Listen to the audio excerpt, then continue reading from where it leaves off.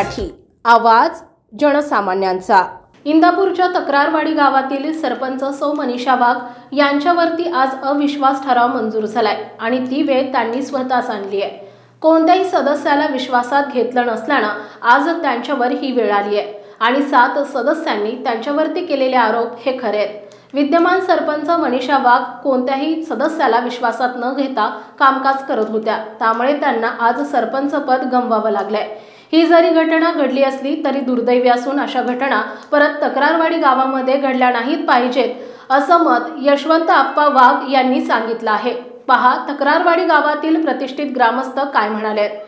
नमस्कार, G9 मराठीमध्ये आपणा सर्वांचं स्वागत। आज आपण इंदापूर तालुक्यातील तक्रारवाडी गावात आहोत। या ठिकाणी विद्यमान सरपंच मनीषा वाघ यांच्यावरती आज अविश्वास ठराव पारित झालेला आहे। 2 विरुद्ध 7 मतांनी हा ठराव पारित झाला असून या ठिकाणी या नाट्यमय राजकीय घडामोडीचा आज आपण आढावा घेणार आहोत। तर आपल्यासोबत जोडून आहेत कर्मयोगी साखर कारखान्याचे माजी संचालक यशवंत आप्पा वाघ, त्यांची आज काय आपण प्रतिक्रिया घेणार आहोत। आप्पा, तुम्ही या तक्रारवाडी गावचे एक जुने जाणते राजकीय नेते आहात, तर मला सांगा, ही जे सरपंचावर आज ठराव पारित झाला अविश्वासाचा, त्याबद्दल आपलं काय मत आहे? सरपंचाने जर ह्या सगळ्या 9चे 9 सदस्यांना विश्वासात घेऊन काम केलं असतं तर अशी वेळ आली नसती। ही वेळ आणण्याचं काम कुणी केलं? सरपंचाने केलं। त्यामुळे विश्वासात न घेता काम न केल्यामुळे ही वेळ आली गेली। सरपंचावर असे आरोप सदस्यांनी केलेत की मनमानी कारभार करतात, पतीचा हस्तक्षेप होतोय किंवा ठरावाची अंमलबजावणी करत नाहीत, याबद्दल काय सांगाल? ते तथ्य असल्याशिवाय ह्या गोष्टी घडल्यात का? अशा गोष्टी घडायला नव्हत्या पाहिजेत, पण दुर्दैवाने ह्या गोष्टी घडल्यात। इथून पुढे ह्या गोष्टी घडल्या नाही पाहिजेत गावामध्ये। अशा जी सरपंच असेल त्यांनी सगळ्या गावाच्या दृष्टीने गावाला विश्वासात घेऊन सदस्यांना विश्वास घेऊन काम केलं पाहिजे। आता ही 56 वर्षाची तुमची परंपरा विश्वासाची मुडीत निघाली की असं कधी तक्रारवाडीत झालं नव्हतं? असं कधी तक्रारवाडीत झालं नव्हतं, पण ही वेळ आणली गेली।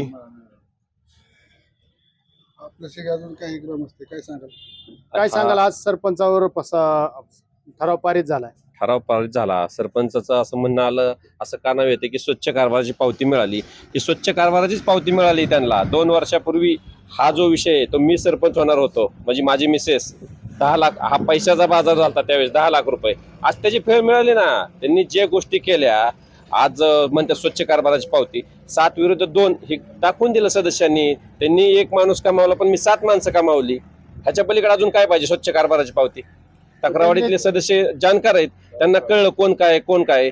ज्यांनी त्यांना सरपंच केलं आज तेच माझ्या बाजूने अविश्वासाला पात्र झाले, उभे राहिले, पाठीशी खंबीर राहिले माझ्या 7 जण।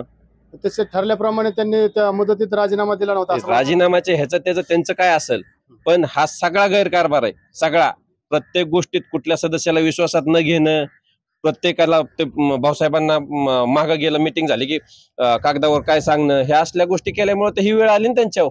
ह्याच्यापेक्षा वाईट वेळ आली असती, पण बाकीचे म्हणले चला जाऊन दे आपलं, ठीक आहे गावातला विषय, म्हणतो एवढ्याच वेळेवर थांबलो आम्ही। काय सांगाल तुम्ही? का आज ठराव पारित झालाय?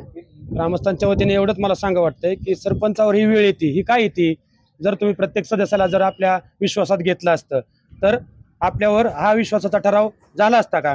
बरं, अजून 2 वर्षामध्ये आपण गावात किती कामे आणली, विकास कामे किती झाली, याचा पण सर्वांनी विचार केला पाहिजे ना।